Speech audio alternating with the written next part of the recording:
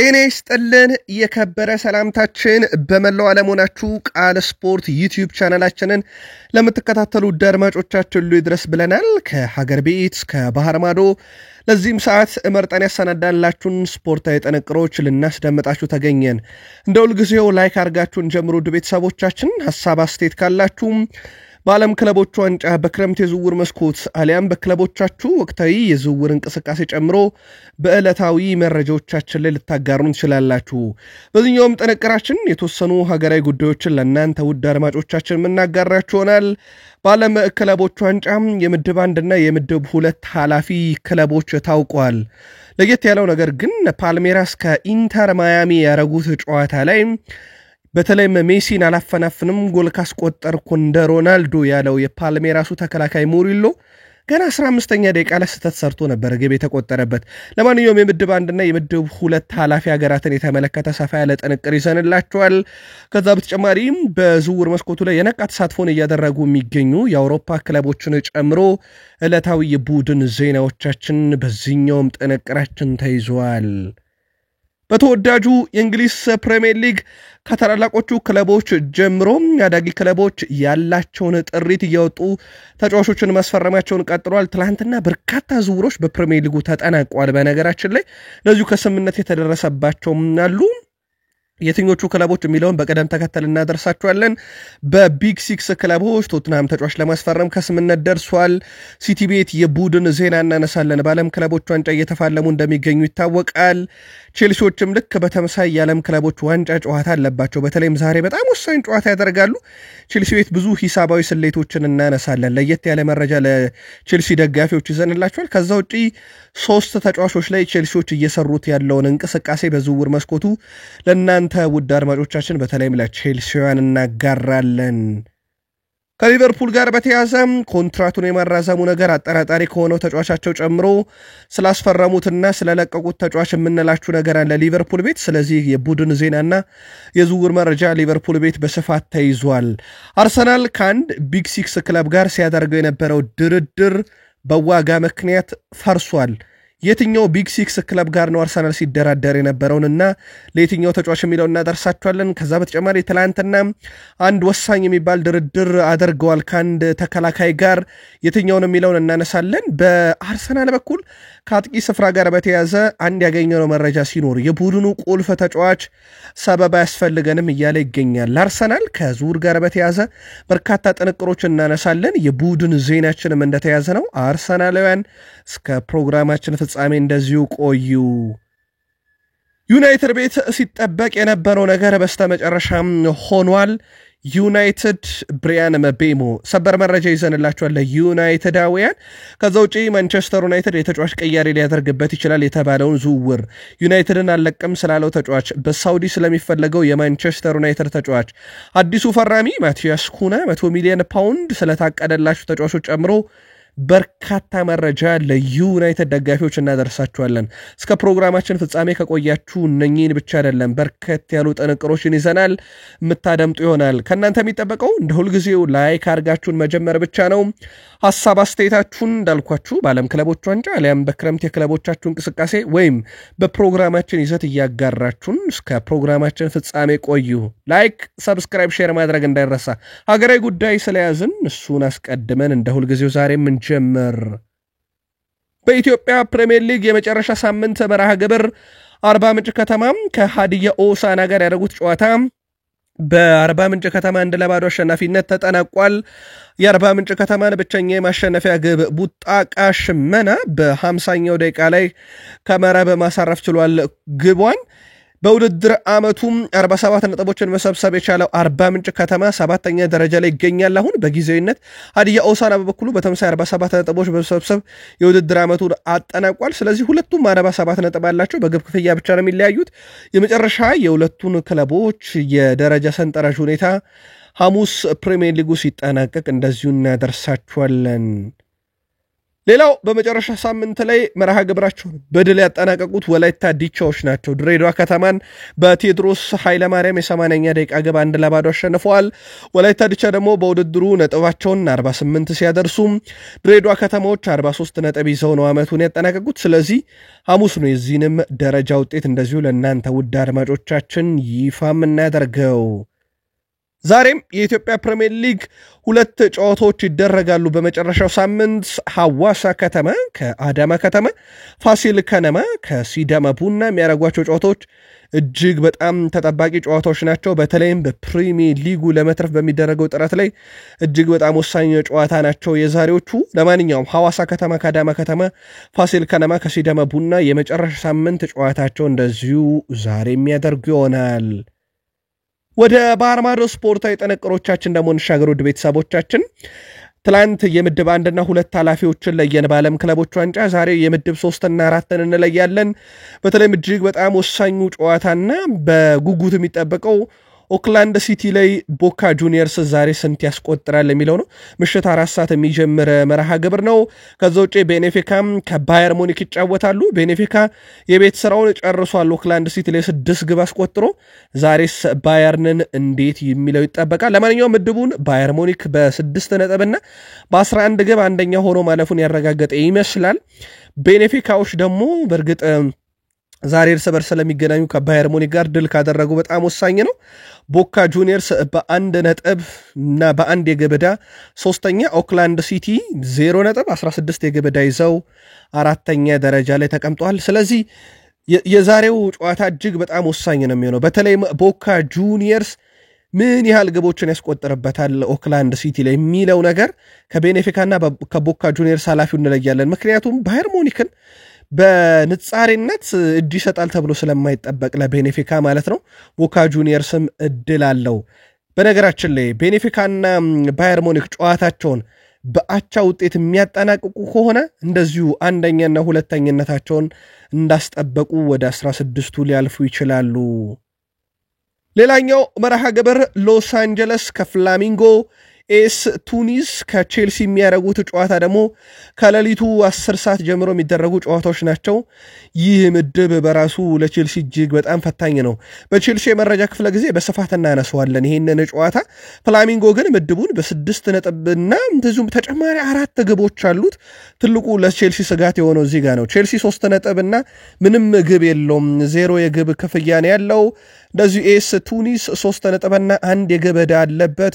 ሎስ አንጀለስ በ0 ነጥብ እንግዲህ 3 የግብ ዕዳ ይዟል።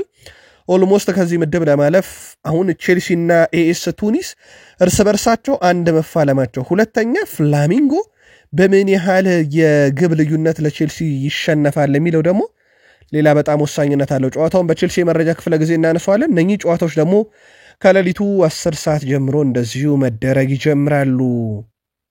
የምድብ 1 ኃላፊ ክለቦችም እንደዚሁ ታውቀዋል።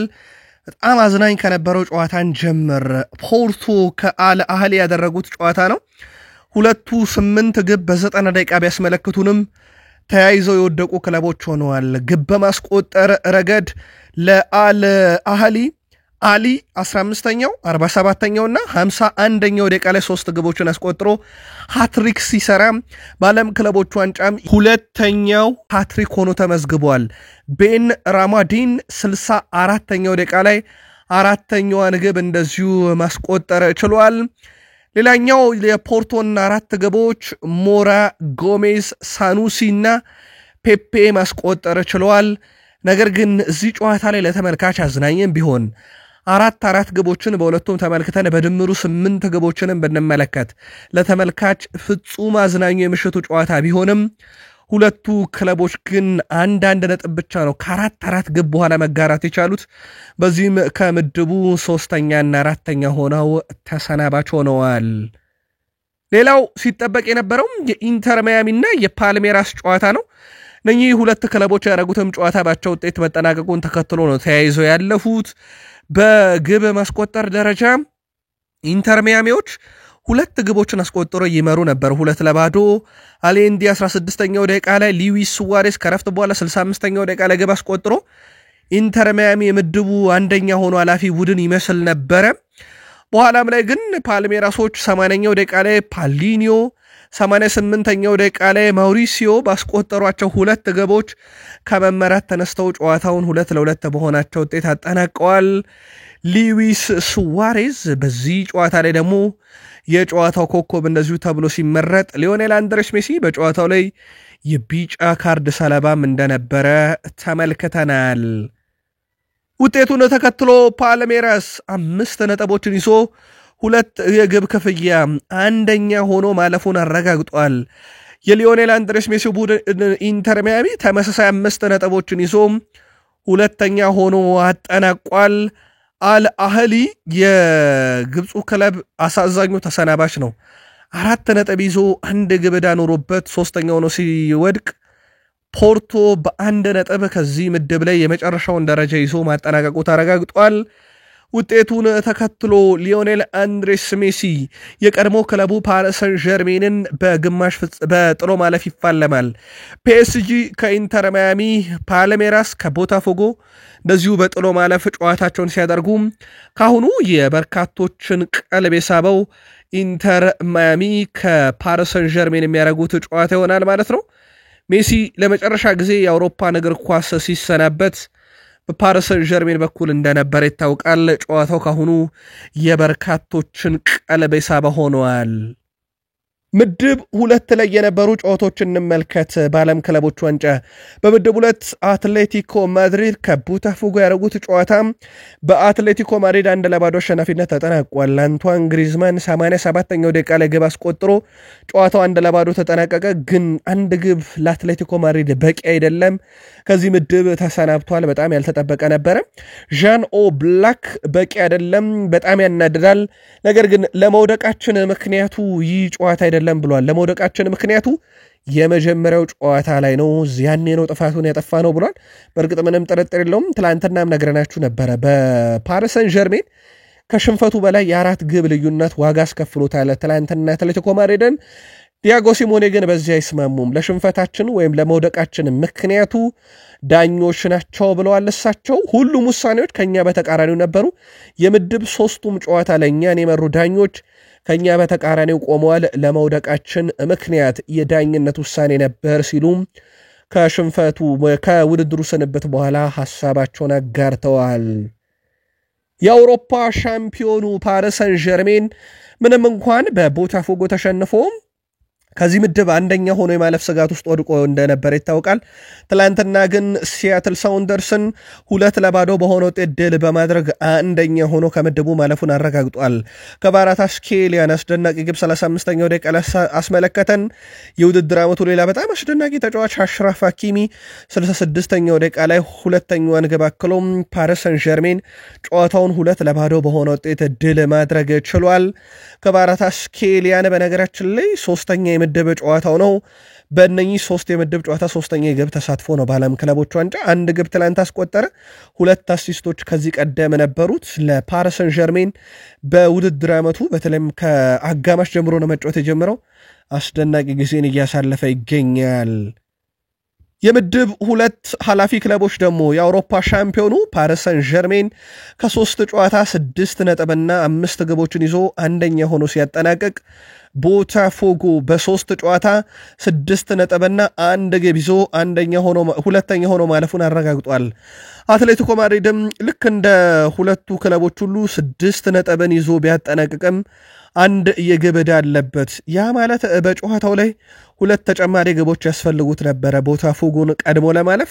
ስለዚህ በፓሪስ ሰን ዠርሜን የተቆጠሩበት 4 ግቦች እንዴት ዋጋ እንዳስከፈሉት ማሳያ ነው። ተመሳሳይ 6 ነጥብ ይዞ ከፓሪስ ሰን ዠርሜንም ከቦታፎጎም ተመሳሳይ ነጥብ ይዞ በግብ ክፍያ ብቻ ተበልጦ ከውድድሩ ተሰናብቷል። የዚህ ምድብ አስከፊው ተሰናባች ሲያትልሶች ነበሩ። በነገራችን ላይ በ3 ጨዋታ 5 የግብ ዕዳ አለባቸው። ከዛ በተጨማሪም ደግሞ በነጥብ ደረጃ 1 ነጥብ ከዚህ ምድብ ሳያሳኩ ነው የተሰናበቱት።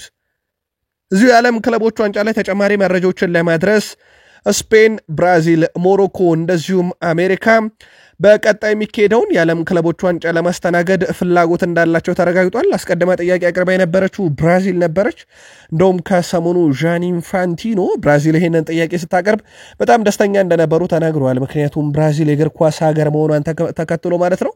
አሁን በሀገር አሜሪካ የሚደረገው የዓለም ክለቦች ዋንጫ የደጋፊ እጥረት፣ የአየር ሁኔታው ንብረት እጅግ በጣም አሳሳቢ እንደነበረበት ይታወቃል። ወደ ብራዚል አካባቢ ሞር የተሻለ የአየር ንብረትና በርከት ያለ ደጋፊ በስቴዲየም ይታደምበታል ተብሎ ይታሰባል። ለማንኛውም ስፔን፣ ብራዚል፣ ሞሮኮ፣ አሜሪካ ነኚህ እንዳጠቃላይ ቀጣዩን የዓለም ክለቦች ዋንጫ ለማዘጋጀት ፍላጎት ያላቸው ሀገራት ናቸው ተብለዋል።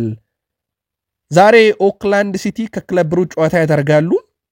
በነገራችን ላይ ኦክላንድ ሲቲ ያው የዚህ ውድድር ክስተት የሆነ ክለብ ነው። በርካታ ግቦችን በየጨዋታው ያስተናግዳል። በሁለት ጨዋታ 16 ግብ ተቆጥሮበታል። በቤኔፊካ እና በባየር ሙኒክ 10 ግብ አስቆጥሮበት መነጋገሪያ ሆኖ ነበረ። ከዛ በኋላ ግን በርካቶች ስለ ክለቡ ሲያውቁ ትችት ከመሰንዘር ተቆጥበዋል። በነገራችን ላይ ኢንጂነር ነው የኦክላንድ ሲቲ አጥቂ ዲያን ማኑክም ይባላል። ህይወት ቀላል አይደለችም ሲል ተናግሯል። በሳምንት 3 ወይም 4 ቀናት ልምምድ አለን። ጠዋት ላይ ነው ከስራ ገብቶ ቀጥሎ ደግሞ ከስራ እንደወጣ ወደ ልምምድ የሚያቀናው። ከአንድ ሰዓት በላይ የእግር ጉዞ አድርጎ 3 ሰዓት ገደማ አርፎ ይሄን ልምምድ እንደሚያከናውን ተናግሯል። አብዛኛው የኦክላንድ ሲቲ ተጫዋቾች በግል ስራ ተሰማርተው በትርፍ ጊዜያቸው እግር ኳስ እንደሚጫወቱ ይታወቃል።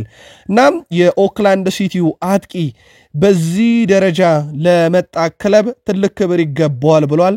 እየተሳተፈን ያለነው በፕሮፌሽናል ደረጃ ከሚጫወቱ ተጫዋቾች ነው፣ ስለሆነም ክብር ሊሰጠን ይገባል ብሏል። ዛሬስ ቦካ ጁኒየር ስንት ያስቆጥረባቸው ይሆን የሚለው በትልቁ ይጠበቃል። ከዓለም ክለቦች ዋንጫ ወጣ ብለን የቡድን ዜና እንመልከት። ሪያል ማድሪድ ኬሊያን መባፔ የምድብ አንደኛና ሁለተኛ ጨዋታ በህመምና በትኩሳት ምክንያት እንዳመለጠው ይታወቃል። ከሰሞኑ ከሆስፒታል ወጥቷል። የቅርብ ሕክምና ክትትል እየተደረገለት እንደነበረም ነግረናችኋል። አሁን ከደቂቃዎች በፊት ቡድኑ ባደረገው ልምምድ ላይ የተወሰኑ ደቂቃዎችን መካፈል ችሏል። በቀጣይ የምድቡ 3ኛ ጨዋታ ላይ ስለመሳተፉ አሁንም በጥያቄ ምልክት ውስጥ ነው።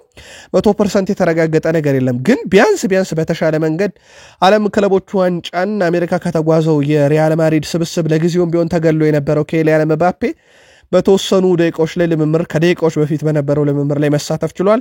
እናም ወደ ቡድኑ ሊመለስ የሚችልበት የተወሰነ ፍንጭ ተገኝቷል። እንዳጠቃላይ ግን የአሰልጣኝ ዣቪ አሎንሶን ጋዜጣዊ መግለጫ መጠበቅ ይኖርብናል። ዲያን ሁይሰን ሪያል ማድሪድን በ50 ሚሊዮን ፓውንድ አካባቢ ነበር የተቀላቀለው። በነገራችን ላይ በጣም አስደናቂ ጊዜን በዓለም ክለቦች ዋንጫ እያሳለፈ ይገኛል። ዲያን ሁይሰን ከሪያል ማድሪድ ተጫዋቾች ሁሉ በዓለም ክለቦች ዋንጫ የላቀው ነው። ኳሶችን በማቀበል በራሱ እጅግ በጣም አስደናቂ ቁጥሮች አሉት። እንደ ተከላካይ ብቻ አይደለም። ውድ ቤተሰቦቻችን እንደ አጠቃላይ 127 ኳሶችን በስኬት ማቀበል ችሏል። ይሄ ከየትኛውም የሪያል ማድሪድ ተጫዋች ይበልጣል። 3ኛው የሜዳ ክፍል ላይም 11 ኳሶችን አቀብሏል። ይሄም ትልቅ ነው። ሰንጣቂ ኳሶች 31፣ ይሄም በቡድኑ ትልቅ ነው።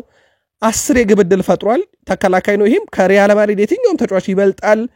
በጭንቅላቱ ኳስን ከግብ ክልል አካባቢ በማራቅ 6፣ ይሄም ከየትኛውም ተጫዋች ይበልጣል። አዲሱ ፈራሚያቸው ዲያን ሁይሰን ስራውን በትልቁ የጀመረ ይመስላል። ሪያል ማድሪድ ቤት ደግሞ በላሊጋው ምን ያሳየናል የሚለው ካሁኑ እንዲጠበቅ አድርጎታል። ሪያል ማድሪድ ግን በጣም ወሳኝ ተጫዋች እንዳስፈረመ በዓለም ክለቦች ዋንጫም እያስመለከቱን ይገኛሉ። ኢንተር ሚላኖች ኒኮላ ዜሌንስኪን ከሮማ በቋሚነት በ6 ሚሊዮን ዩሮ ማስፈረማቸውን አረጋግጧል። በኢንተር ሚላን ቤት ነበረ በውሰት ዓመቱን ያሳለፈው ኒኮላ ዜሌንስኪ ትላንትና በሮማ ቤት በቋሚነት ፊርማውን አኑሯል። የቋሚ ማድረግ አማራጫቸውን ተጠቅመው ነው ኢንተር ሚላኖች ኒኮላን ኮንትራት ያራዘሙት 6 ሚሊዮን ዩሮ። አጠቃላይ ለዚህ ዝውውር ሂሳብ ደግሞ ኢንተር ሚላኖች ለሮማ የከፈሉት ሂሳብ ነው። ቃል ስፖርት ዩቲዩብ ቻናላችን ላይ ትገኛላችሁ።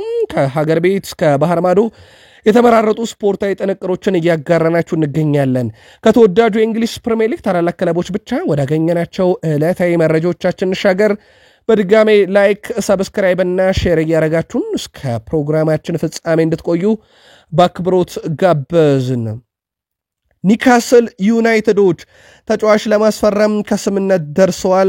ኒካስል ዩናይትዶች የ18 ዓመቱን ደቡብ ኮሪያዊ ፓርክ ሱንግ ሶን ለማስፈረም ነው ከጫፍ የደረሱት። በቀጣይ ሰዓታቱ ዝውውር ይፈጸማል ተብሎ ይታሰባል።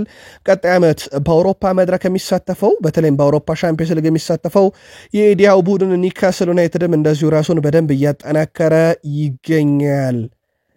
ሌላው አዲስ የፕሪሚየር ሊግ አዳጊው ክለብ ሊድስ ዩናይትድ ያካ ቢዮል የተሰኘን ስሎቬኒያ የማል ተከላካይ ከጣሊያኑ ክለብ ዩዲኒዜ በ22 ሚሊዮን ዩሮ የዝውውር ሂሳብ የግላቸው ማድረጋቸውን በትላንትናው ዕለት እንደዚሁ ይፋ አድርገዋል። እነ ሊድስ ዩናይትድ ደግሞ በመጡበት ዓመት ከፕሪሚየር ሊጉ ላለመሰናበት በተለይም በቅርብ ዓመታት ውስጥ የተመለከትነውን አዳጊ ክለቦች በመጡበት ዓመት የመሰናበትን ስጋት ለመቅረፍ ራሳቸውን በደንብ እያጠናከሩ ይገኛሉ። አዳጊዎቹም ክለቦች ሊድስም በትላንትናው ዕለት ተጫዋች ማስፈረሙን ይፋ አድርጓል።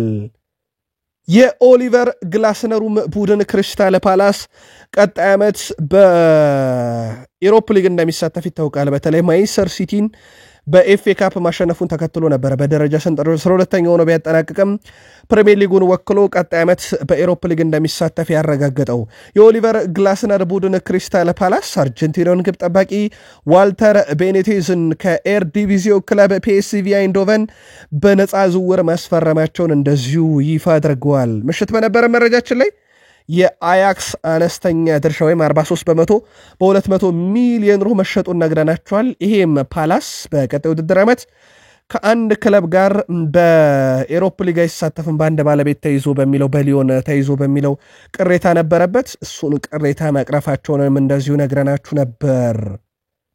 ኖቲንግሃም ፎረስቶችም ቀጣይ የኮንፈረንስ ሊግ ፍልሚያ ያለባቸው ኖቲንግሃም ፎረስቶች የዩቬንቱሶቹን የመስመር አጥቂዎች ሳሙኤል ምባንጉላን እና እንደዚሁም ቲሞቲ ዊሃን ለማስፈረም ከዩቬንቱስ ጋር ቀጥተኛ ድርድር እያደረጉ ይገኛሉ።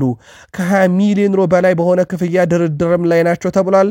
የግል ውሎችም ላይ ገና ከስምነት መድረስ አልቻሉም። ስለዚህ ረዘም ያለ ጊዜ ሊወስድ የሚችል ድርድር ተብሏል። ግን ቀጣይ ዓመት በአውሮፓ መድረክ ተሳታፊው የኑኖ ስፕሪንቶ ሳንቶስ ቡድን ኖቲንግሃም ፎረስት ዘንድሮ በጣም ጠንካራ ነበረም። ቀጣይ ዓመት ደግሞ የውድድር መስፋትም እንዳለ ሆኖ የበለጠ ጠንካራ እንዲሆኑ እሳቸው ኮንትራት ፈርመዋል። አሁን ደግሞ ለቡድኑ ተጫዋቾችን እያመጡ ነው። ሳሙኤል ምባንጉላና ቲሞቲ ዌሃ በቀጣይ በኖቲንግሃም ፎረስት ቤት እንደዚሁ ይጠበቃሉ። ሌላው ከቢግ ሲክስ ክለቦች ውስጥ ቶትናም ሆትስፐርስ እንመልከት። ቶትናም አንድ ተጫዋች ለማስፈረም ከስምነት ደርሷል። ቀጣይ ውድድር ዓመትን 17ኛ ሆኖ አጠናቆ በፕሪሚየር ሊግ በአቋራጭ ኤሮፕ ሊግን አሳክቶ ሻምፒዮንስ ሊግ ተሳታፊ መሆኑን ያረጋገጠው ቶትናም ሆትስፐርስ የ20 ጃፓናዊ የማል ተከላካይ ኮታ ታይካዋን ከጃፓኑ ክለብ ከዋስኪ በ5 ሚሊዮን ፓውንድ ለማስፈረም ነው ከስምነት የደረሱት። መረጃው ስካይ ስፖርት እና ታማኙ የዜና ምንጭ ፋብሪዚዮ ሮማኖን አረጋግጠውታል። ቶትናም በቀጣይ ሰዓታት ውስጥ የሕክምና ምርመራውን እንግዲህ ተገኝቶ እንዲያደርግም ከክለቡ ፍቃድ አግኝተዋል ከክዋሳኪ። ስለሆነም ቶትናም ጃፓናዊን የማል ተከላካይ ኮታ ታይኮያን በ5 ሚሊዮን ፓውንድ ያስፈርሙታል ማለት ነው።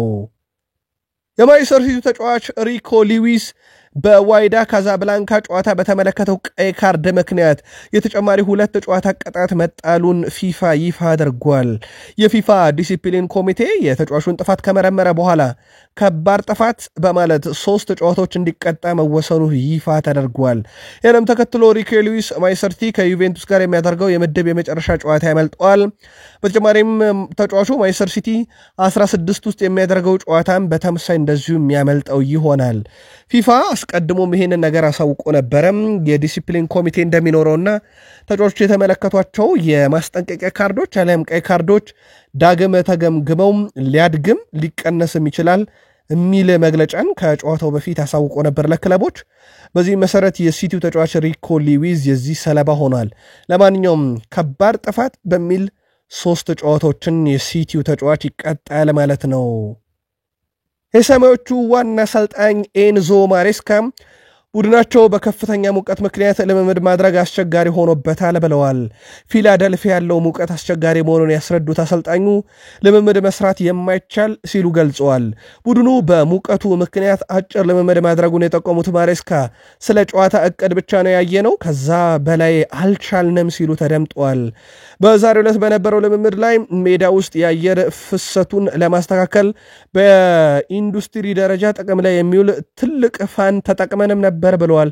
ሜዳውን ሊያቀዘቅዝላቸው የሚችል ቸልሲ ጨዋታውን በሚያደርግበት አካባቢ የሙቀት መጠኑ አሁን 37 ዲግሪ ሴልሺየስ እንደሚደርስ ተረጋግጧል። በሌላ በኩል የቡድኑ አምበል ሪስ ጄምስም በህመም ምክንያት ከልምምድ ውጭ ሆኗል። በጣም አዳጋች ሆኗል ለቸልሲ ብቻ አይደለም፣ በእርግጥ ለአውሮፓ ትልቅ ክለቦች የአሜሪካ ቆይታ ሙቀቱ ራሱ በጣም አደገኛ ነው። ንፋሱ አለ፣ የአየር ሁኔታው በጣም አስቸጋሪ ሆኗል። ለማንኛውም ማሬስካን በድጋሚ ያረጋግጧል። ዛሬ በኢትዮጵያ ሊነጋጋ ሲል ከሌሊቱ 10 ሰዓት ከኤስፔሪያንስ ጋር የሚያደርጉት ጨዋታ ደግሞ በምድቡ እጅግ በጣም ወሳኝ የሚባል እንደሆነ ይታወቃል። ኤንዞ ማሬስካ ባየር ሙኒክን ስለመግጠም ዕጣ ባየር ሙኒክን ቢያሸንፉ ራሱ ቀጣይ ፒኤስጂን የመግጠም ዕጣ እንደሚገጥማቸው ይታወቃል። እናም እሳቸው ተጠይቀው ነበረ ይህንን ምድብ እንዴት አድርጋችሁ ከባየር ሙኒክን ከመግጠም ትላቀቁበታላችሁ ተብለው ጠይቀው ነበረ። ስለ ባየር ሙኒክ እናስብበታለን ብለዋል። ለማንኛውም ጥሩ ጨዋታ እንደሚሆን ተስፋ አደርጋለሁ ከባየር ሙኒክ ጋር የሚደርሰን ከሆነ በዚሁ መንገድ ብለዋል። ነገር ግን አሁን በዋነኝነት ማተኮር የምፈልገው ይሄ ጨዋታ ላይ ነው ብለዋል። ከኤስፔሪያንስ ጋር የምናደርገው በእግር ኳስ ውስጥ ብዙ ሰርፕራይዝ የሚያደርጉ ነገሮች አሉ። እናም በቀጣይ ጨዋታ ላይ ብዙ ሰርፕራይዝ የሚያደርጉን ውጤቶች ይመዘገባሉ። ባየር ሙኒክ አሊያም ፓሪስ ሰን ዠርሜን አንዳቸውን እንፋለማለን፣ ከዛ ራሳችንን እናዘጋጃለን ለጨዋታው። ግን ዋናው ነገር ይህንን ሌሊት የምናደርገውን ጨዋታ በድል መወጣት ነው ብለዋል። በዛ ላይ ቡድናቸው በሙቀት በሪስ ጄምስም ጉዳት እየታመሰ ይገኛል። እሳቸው ለጨዋታው ዝግጁ ነን፣ ግን ዝግጅት ያደረግነው የታክቲክ ጉዳይ ብቻ ነው፣ ረዘም ያለ ደቂቃ ለመመድ መስራት አልቻልንም ብለዋል። ከዝውውር ጋር በተያያዘ ውድ ቤተሰቦቻችን ቼልሲዎች 3 የክንፍ አጥቂዎች ላይ አሁንም ፍላጎት አላቸው። ቁጥር 1 ምርጣቸው ጄም ባዮን ጌንትስ እንደዚሁም የሊዮኑ ማሊክ ፎፋና እና የዩናይትዱ አሌሃንድሮ ጋርናቾ እንዳሉበት ተረጋግጧል። አሁን እየሰሩ ያሉት የቦሩሲያ ዶርትመንዱ ጄም ጌንትስ ነው። ካልተሳካ ጋርናቾ፣ ካልተሳካ ደግሞ የሊዮኑ ማሊክ ፎፋና በክንፍ አጥቂነት ተይዟል። በርከት ያሉ የቼልሲ ደጋፊዎች በሀሳብ መስጫ ሳጥናችን ላይ ቡድናችን ልምድ ያለው ተጫዋች ያስፈልገዋል በሚል ሐሳባቸውን ሲያጋሩ ነበር። በተለይም የክንፍ አጥቂ ልምድ ይፈልጋል፣ ስለዚህ በጣም ልምድ ያላቸው የክንፍ አጥቂዎች ያስፈልጉናል እያሉ ነበረ። ከነኚህ 3 ምርጫዎች ከዶርትመንዱ ጄም ባዮን ጌንትስ፣ ከሊዮኑ ማሊክ ፎፋናና ከዩናይትዱ አሌሃንድሮ ጋርናቾ ለእናንተ ቡድን የተሻለው ማን ነው? ቼልሲያን እንደዚሁ ልታጋሩን ትችላላችሁ።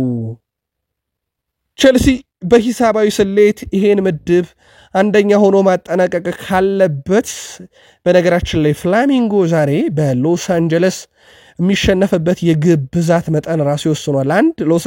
ፍላሚንጎ መሸነፍ አለበት። ሁለተኛ ነገር የሚሸነፍበት የግብ ብዛት በራሱ ወሳኝ ነው። ምንም እንኳን ሎስ አንጀለስ ፍላሚንጎ እንደው በአንድ ግብ ልዩነት እንኳን አሸነፈው ቢባል የፍላሚንጎ የግብ ብዛት 3 ነው የሚሆነው። ቼልሲ ደግሞ ምንም የለውም። ቼልሲ ደግሞ በተቃራኒው ኤስ ቱኒዝን ወይም ኤስፔሪያንስን የሚያሸንፍበት የግብ ብዛትም በዛው ልክ ሰፊ መሆን አለበት። ፍላሚንጎ ተሸንፎለት ቼልሲ በሰፊ ግብ ልዩነት አሸንፎ የሚሉ 2 ሂሳባዊ ስሌቶች ቼልሲን ከዚህ ምድብ አንደኛ ያደርገዋል። በቀጣይ ትልቅ ቡድን ላለመግጠም ማለት ነው በ16 ውስጥ። ያም ማይሆን ከሆነ ግን ፍላሚንጎም በጠባብ ግብ ልዩነት ቢሸነፍ፣ ቼልሲን በጠባብ ግብ ልዩነት ቢያሸንፍ፣ በነገራችን ላይ አንደኛው ነው የሚያጠናቅቀው ፍላሚንጎ ነው። ለቼልሲ ሂሳባዊ ስሌቱ በራሱ ከበድ ያለ ይመስላል። ለማንኛውም ሌሊት 10 ሰዓት ነው ይሄ ጨዋታ የሚደረገው። ማን በበላይነት ይወጣል? ቼልሲያን ምልከታችሁን አጋሩን። ኢብራሂማ ኮናቴ ከሊቨርፑል ጋር ያለውን አዲስ ኮንትራት እስከዚህ ሰዓት ድረስ ለመፈራረም ፈቃደኛ አይደለም። ፈረንሳዊ ተከላካይ ሊቨርፑል በቀረበለት ደሞዝ ደስተኛ አይደለም የሚሉ መረጃዎች በስፋት ሲወጡ፣ በተቃራኒው ደግሞ እንደ ሪያል ማድሪድ እና ፓሪስ ሰን ዠርሜን ያሉ ክለቦች ይፋዊ ጥያቄ ካቀረቡ ይጠባበቃል ተብሏል። በእርግጥ ሪያል ማድሪድ አቋማቸው ግልጽ ነው። ኢብራሂም ኮናቴን ይፈልጋሉ። 1 ዓመት ኮንትራቱ ላይ ለቀረው ተጫዋች ደግሞ ሂሳብ በመክፈል በሪያል ማድሪድ ያልተለመደ ነገር ሆኗል አርኖልድን እንኳን 2 ዓመት ጠብቀው ከሊቨርፑል ወስደውታል ያውም በነፃ በርግጥ የዓለም ክለቦች ዋንጫ ለማሳተፍ ብቻ ነው 10 ሚሊዮን ፓውንዱን የከፈሉት እንጂ በዓለም ክለቦች ዋንጫ ዘንድሮ ባይኖር ኖሮ ሪያል ማድሪድ 100% በነፃ ነበር የሚወስደው ለማንኛውም ኢብራሂማ ኮናቴ 1 ዓመት ኮንትራት መቅረቱ ሪያል ማድሪድ ኮንትራቱን ሳይፈርም ጠብቆ በነፃ የማስፈረም እቅድ ነው ያዘው ስለዚህ ፈረንሳዊ ተከላካይ ወደ ሪያል ማድሪድ በዚህ ክረምት ላይ ተጠበቅ ይችላል ግን እስከዚህ ሰዓት ድረስ ኮንትራቱን እንዳልፈረመ ይታወቃል ሊቨርፑል በይፋ ተጫዋች ሸጧል በስተመጨረሻም ሊቨርፑል ናታን ፊሊፕስን ለዌስት ብሮሚች አልቢዮን በ3 ሚሊዮን ፓውንድ ብቻ ሸጦታል ወደ ቤተሰቦቻችን በቋሚ ዝውውር ነው ክለቡን የለቀቀው ትላንት የሕክምና ምርመራ ያደረገ እንደነበረ ነግረናችኋል በዛሬው ዕለት በይፋ ዌስት ብሮሚች አልቢዮንን በ3 ሚሊዮን ፓውንድ ተቀላቅሏል ሌላው ለሊቨርፑል የፈረመው ሜሎስ ኬርኪዝ ነው በእርግጥ ሊቨርፑሎች ይፋ አላደረጉም ፊርማውን ዛሬ በሊቨርፑል በኩል ይፋ ይደረጋል ተብሎ ይጠበቃል ይህም ዝውውር የሕክምና ምርመራውን በተሳካ ሁኔታ ማጠናቀቁ ይታወቃል ባለፈው ውድድር ዘመን በፕሪሚየር ሊጉ በጣም የተሻሻሉ ተከላካዮችን ሁስኮርድ ሲመለከት ወይም ዳታቸውን ሲያወጣ ሜሎስ ኬርኪዝ በአንደኝነት ተቀምጧል በተከላካይ ስፍራ ላይ ከሚጫወቱ ተጫዋቾች በጣም የተሻሻለው ሜሎስ ኬርኪዝ ብሎታል ሁለተኛ ሙሪሎ ሶስተኛ ሮዋን ቢሳካ አራተኛ ናታን ኮሊንስ አምስተኛ ማርክ ጉዌ ተቀምጧል ሜሎስ ኬርኪዝን ሊቨርፑል ጨርሷል ማርክ ጉዌም ሌላኛው በፕሪሚየር ሊጉ በጣም የተሻሻለው አምስተኛው ተከላካይም በሊቨርፑል እንደሚፈለግ ይታወቃል የሊቨርፑል የዝውውር መስኮትን ግን ከ10 ሊቨርፑላውያን ስንት ተሰጡታላችሁ መልከታችሁን በሐሳብ መስጫ ሳጥናችን ላይ ያጋሩን ቼልሲና አርሰናል መካከል ከሰሞኑ ከመጋረጃ ጀርባ ትልቅ ድርድር ተደርጎ ነበር ዴቪድ ኦርኔስቴ መረጃውን አውጥቶታል በአርሰናልና በቼልሲ መካከል የነበረው ድርድር ደግሞ አርሰናሎች የቼልሲውን ተጫዋች ኑኖ ማዱኬን ለመግዛት ነበር አርሰናል ታዲያ በቼልሲ 50 ሚሊዮን ፓውንድ ሲጠየቅ አርሰናሎች ይህንን ገንዘብ እንደማይከፍሉ ለቼልሲ አረጋግጠው ዝውውሩ ውድቅ ተደርጓል ማለት ነው ቼልሲ ከ50 ሚሊዮን ፓውንድ በታች ለአርሰናል ተጫዋቹን አንሸጥም ብለዋል አርሰናል ዘንድሮ ተጫዋች ይፈልጋል ተጫዋቾች ትልልቅ ተጫዋቾች ጋር ስሙ ይያዛል በገንዘብ ጉዳይ ግን ከስምነት እየደረሰ አይደለምና በነገራችን ላይ ሼሽኮን ስንጠብቅ አሊያም ጎከሬስክን ስንጠብቅ አርሰናል ግን ጥያቄ አቀርቦ በሂሳብ ጉዳይ ያልተስማማው ከቼልሲው ኑኖ ማዱኬ ጋር ነው ብዙ የተሰማ ዜና አይደለም ከመጋረጃ ጀርባ ነበር ሁለቱ ክለቦች ድርድር ያደረጉት ዴቪድ ኦርኔስቴ መረጃውን ይዞት ወጥቷል የጆሬል ሃትዋንም ዝውውር ለመጨረስ በአርሰናልና በተወካዮቹ መካከል ውይይቶቹ ቀጥለው ተካሂደዋል ትላንትና ሙድ ቤተሰቦቻችን አርሰናል በተለይም ከተፎካካሪው ክለብ ቼልሲ ቀድሞ ለማስፈረም ተስፋ አድርገዋል ይህንንስ በሂሳብ ጉዳይ ውሉ ይፈርሳሉ ወይም ድርድሩ ይቆማሉ የሚለው ነገር ግልጽ ባይሆንም አርሰናሎች ግን ጆሬል ሃትዋን ለረጅም ጊዜ ሲከታተሉት እንደነበረ ይታወቃል እናም ከወኪሉ ጋር በነበራቸው ድርድርም አዎንታዊ ነገሮች እንደተገኙ ተረጋግጧል ቼልሲ በቀጣይ ሰዓታት ውስጥ ይህንን ዝውውር መጨረስ በሚቻልበት ጉዳይ ላይ ደግሞ ከክለቡ ከአያክስ ጋር ውይይት ያደርጋል ተብሎ ይታሰባል ተጫዋቹ ወደ ፕሪሚየር ሊግ መምጣት ይፈልጋል መዳረሻው ግልጽ ባያደርግም ቼልሲን ለመቅደም ግን የሚደረገው ጥረት አሁንም በአርሰናል በኩል ቀጥሏል ፉልሃም ኦሌክሳንደር ዚንቼንኮን ለማስፈረም በሚደረገው ፉክክር ውስጥ ገብቷል አርሰናል ዚንቼንኮ እስከ 13 ሚሊዮን ፓውንድ ይፈልጋሉ ፉልሃም ግን ለዚንቼንኮ ከ10 ሚሊዮን ፓውንድ በላይ የማቅረብ ፍላጎት የለውም ያው ልዩነቱ የ3 ሚሊዮን ፓውንድ ነው በፉልሃም በኩል የተያዘው ቅድ በተጨማሪም እንግዲህ ከፉልሃም ውጪ በርከት ያሉ ክለቦች ፍላጎት አላቸው ኤስ ሚላን አያክስም ጭምር ይህንን ተጫዋች ለመውሰድ ፍላጎት እንዳላቸው ይታወቃል በአንጻሩ ፉልሃሞች ካቀረቡትና አርሰናል ዚኒ ላይ ከለጠፈው ዋጋ መካከል ያለው ልዩነት በራሱ ዝውውር ላይ ተወሰኑ ረዘም ያለ ጊዜ ሊወስድ ይችላል በድርድር እየተባለ ይገኛል ዘሰን እንዳስነበበውም ከሆነም የተጫዋቹ ከአርሰናል በዚህ ክረምት መልቀቅ እርግጥ የሆነ ይመስላል ብለዋል ኦሌክሳንደር ዚንቼንኮ በተጠናቀቀው የውድድር ዓመት በጉዳትና በማይክል አርቴታ ምርጫ ምክንያት በቂ ጨዋታ ጊዜ እንዳላገኘ ይታወቃል የእሳቸውም የዕቅድ አካል አይደለም በዚህ ክረምትም ወደ ቡድኑ ለሚመጡ ተጫዋቾች እንግዲህ ስኳድ ዴብዙ ላይ ጠቃሚ ተጫዋች አይደለምና ይሄ አዳዲስ እያመጡ ስላለ ነባሮችም ስላሉ ተጫዋቹን ከቡድኑ ይቀንሱታል ከደሞዝም ላይ ለአርሰናል ተጫዋቹ ይቀነስላቸዋል ቪክተር ዮኬሬስ ከአርሰናል ውጪ ወዴትም ማምራት እንደማይፈልግ አሁንም ግልጽ ነው ብሏል ሪካርድ ፖርቱጋል። በነገራችን ላይ ቪክተር ዮኬሬስ ለስፖርቲንጉ ፕሬዝዳንት ቫንዳራስ በዋጋ ምክንያት ዝውውሩ እንዲቀርበት እንደማይፈልግ ነግሮታል። በእርግጥ ወኪል መቀየራቸው ነው በስፖርቲንግ ሊዝበንና በዮኬሬስ መካከል ትልቅ ልዩነት እንዲፈጠር ያደረገው እንጂ የቀድሞ ስፖርቲንግ ዳይሬክተሩ ወደ ሲቲ የመጣው ማለት ነው ጥሩ ግንኙነት ነበራቸው። በዚህ ክረምት እሱ ቢኖር ምናልባት እስካሁንም ይፋዊ ጥያቄ የሚያቀርብ ክለብ ሊኖር ይችላል ተብሎ ይታሰባል። አርሰናል በእርግጥ እስካሁን ይፋዊ ጥያቄ ባያቀርብም ከሼሽኮ በተሻለ አሁን ስማቸው ከዮኬሬስ ጋር እየተነሳ ይገኛልና ዮኬሬስ ምርጫው አርሰናል አሁንም ለስፖርቲንግ ዳይሬክተሩም በዋጋ ምክንያት ወደ አርሰናል የሚያደርገው ዝውውር እንዲጨናገፍበት አይፈልግም ተብሏል። መረጃው በሙሉ የሪካርድ ፖርቱጋል ነው። አዲስ ነገር ካለ ለአርሰናል ደጋፊዎች እንደዚሁ ተከታትለን የምናደርሳችሁ ይሆናል። ዊሊያም ሳሊባ ግን ስለ አርሰናል ተጠይቆ ነበረ። ቀጣይ ዓመት ዋንጫ ካልበላን ምንም ሰበብ አያስፈልግም ብሏል። አርሰናል ደግሞ አሁንም ተጫዋች እያስፈረመ አይደለም። አንድ ሳምንት ሞልቶታል ዋናው የዝውውር መስኮት ከተከፈተ 10 ቀን አስቀድሞ ከጁን 1 እስከ ጁን 10 የዝውውር መስኮቱ ክፍት እንደነበረ ይታወቃል። አርሰናል በዛኛውም 10 ቀን ተጫዋች አላስፈረመም። አሁን አንድ ሳምንት ባስቆጠሮም የክረምት የዝውውር መስኮት ተጫዋች አላስፈረመም። በእርግጥ ከመጋረጃ ጀርባ የዙቤሜንዲ ዝውውር 100% አልቆ ቀጣዩ ዓመት በጀት እየተጠበቀ እንደሆነ ነግረናችኋል በትላንትናው መረጃችን ላይ። ስለዚህ ምናልባት አርሰናል ይፋ ያልተደረገ ዝውውር በሚለው ቢያዝ ይሻላል የዙቤሜንዲ ስላለቀ። ሳሊባ ግን ዋንጫ ካልበላን አንዲችም ሰበብ አያስፈልገንም ብሏል። አርሰናል ዘንድሮ ጉዳትና ቀይ ካርድ ጎድቶናል ብሏል ማይክል አርቴታ። ቀጣይ ዓመት ግን ሰበብ አያስፈልገንም እያለ ነው ሳሊባ። ማንቸስተር ዩናይትድ ከክሪስቶፈር ንኩንጉ ጋር ስሙ ተያይዟል። በእርግጥ አንድም ተጨባጭ ድርድር በሁለቱ ክለቦች መካከል አልተደረገም። ማንቸስተር ዩናይትድ ስሙ ከክሪስቶፈር ንኩንጉ ጋር ሲያዝ፣ በተቃራኒው ደግሞ የምዕራብ ለንደኑ ክለብ ቼልሲ ከዩናይትዱ አሌሃንድሮ ጋርናቾ ጋር ስማቸው እየተያዘ ይገኛል። ሆኖም በዚህ ወቅት በሁለቱ ክለቦች መካከል ግንኙነቶችም አልተደረጉም። ምንም አይነት ድርድርም ይፋዊ ጥያቄም ሁለቱም ክለቦች አንዳቸው ለአንዳቸው አላቀረቡም። ከማንቸስተር ዩናይትድ ጋር በሩመር ደረጃ ስሙ ይያዝ እንጂ ዩናይትድ 100% ንኩንኩ ላይ ፍላጎት እንዳለውም የተገኙ ማረጋገጫዎች የሉም። በዚህ ዝውውር ላይ ባይሆን አሌሃንድሮ ጋርናቾ የቼልሲ ኢላማ እንደሆነ ግን ከጥር ጀምሮ የወጣ መረጃ ነበረ። በቀጣይ ቀናት ዝውውሩ ላይ እድገት የሚኖር ከሆነ እንደዚሁ ተከታትለን ለዩናይትዳውያን እናጋራቸዋለን። ሜሰን ማውንት ማንቸስተር ዩናይትድን በፍጹም መልቀቅ አልፈልግም ብሏል። ዩናይትዳውያን ተጫዋቹ ላይ ገምገመው እንኳን ይጠቅማል አይጠቅምም የሚለውን ለማወቅ በቂ የጨዋታ ጊዜ አላገኘም። በእርግጥ ችግሩ በአሰልጣኞች አይደለም በጉዳት ምክንያት ነው። የሩበን አሞሪም ቁጥር 1 ምርጫ ይመስላል ከጉዳት ነፃ ከሆነ ተጫዋቹ። ይህንን በዩሮፕ ሊጉ ላይ ያስመልክተውናል ከጉዳት በመጣ ጥቂት ቀናት ውስጥ። ግን ደግሞ ወዲያው ጉዳት የሚያስተናግድ ተጫዋች ነው። ተጫዋቹ በዩናይትድ ቤት ግልጋሎት አለመስጠቱን ተከትሎ ከቡድኑ እንዲቀነስ ይፈልጋሉ አመራሮቹ።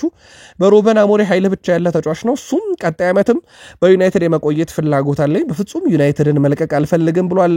ሜሰን ማውንት የብቃት ጥያቄ ባይኖርበትም በጉዳት ምክንያት የማይገኘው ሜሰን ማውንት በዩናይትድ መቆየቱ ላይ ተስማማላችሁ ወይ? ዩናይትዳውያን መልከታችሁን አጋሩን። ሌላው በዩናይትድ ቆይታው አጠራጣሪ የሆነው ካርሎስ ካዛሜሮን በተመለከተ በርከት ያሉ የሳውዲ ክለቦች ፍላጎት አላቸው የሚሉ መረጃዎች በስፋት እየወጡ ይገኛሉ። በነገራችን ላይ በዝውውር መስኮቱ ላይ የሳውዲ ክለቦች እንዳምናው እንደውም እየተንቀሳቀሱ አይደለም። ረብጣ ብር በተለይም በአል ሂላል በኩል ለዩናይትዱ ብሩኖ ፈርናንዴዝ ጭምር ቀርቦ ውድቅ ከተደረገ በኋላ እንደ ወትሮ አይደለም የሳውዲ ሊግ ከአውሮፓ ተጫዋችን ማስኮብለል። ነገር ግን ካዜሜሮ በዩናይትድ ቤት ቀጣይ ዓመት ስለመኖሩ 100% እርግጥ አይደለም። በእርግጥ ሩበን አሞሪም ውሳኔን እንድቀይር ካረጉኝ ተጫዋቾች አንደኛው ካርሎስ ካዜሜሮ ነው ብለው ነበረ። በተወሰነ መንገድ ባሳየው ብቃት ወደ ካርሎ አንቸሎቲው ቡድን ብራዚል ብሔራዊ ቡድን ጥሪ ደርሶት መመለሱ ይታወቃል ከረጅም ዓመት በኋላ። ዘንድሮ በተወሰነ መንገድ የተሻሻለ ዓመትን አሳልፏል። ግን 100% ለዩናይትድ ዋስትና ሊሆን አይችልም። እንግዲህ የሳውዲ ክለቦች ስማቸው በስፋት ሲነሳ አልናስር በዋነኝነት የተነሳው ነው። የቀድሞ የቡድን አጋሩ ክርስቲያኖ ሮናልዶ ደግሞ ከዝውውሩ ጀርባ እጁ ሊኖር ይችላል እየተባለም ይገኛል። ማንቸስተር ዩናይትድ የብሬንትፎርዱን የፊት መስመር ተጫዋች ብሪያን ምቤሞን ለማስፈረም የተሻሻለውን ጥያቄ ትላንት በይፋ አስገብቷል። ኦልሞስት ብሬንትፎርዶች የጠየቁት ጥያቄ ማለት ይቻላል። ማንቸስተር ዩናይትድ ለተጫዋቹ ዝውውር 60 ሚሊዮን ፓውንድ የዝውውር ሂሳብ አቅርበዋል። ፋብሪዚዮ ሮማኖም ዘአትሌቲክም አረጋግጠውታል። የ5 ዓመቱ የፊት ወሰር ተጫዋች ብሪያን ምቤሞ ማንቸስተር ዩናይትድን መቀላቀል መፈለጉን ተከትሎ ከዝውውሩ ቶትንሃም ራሱን እንዳገለለ ይታወቃል። ብሪያን ምቤሞ ብሬንትፎርድ ባለፈው ዓመት በሊጉ 10ኛ ደረጃን በመያዝ ሲያጠናቅቅ 20 የፕሪሚየር ሊግ ግቦችን አስቆጥሮ 8 አመቻችቶ አቀብሎ 28 የግብ አስተዋጽኦን አበርክቷል። በዩናይትድ 9 ቁጥር አጥቂዎቹ ሁለቱ ሲደመሩ እንኳን ከ10 ግብ አይሻገሩም። የክንፍ አጥቂው ብሪያን ምቤሞ ግን ብቻውን 20 የፕሪሚየር ሊግ ግብ አስቆጥሮ ነበረ።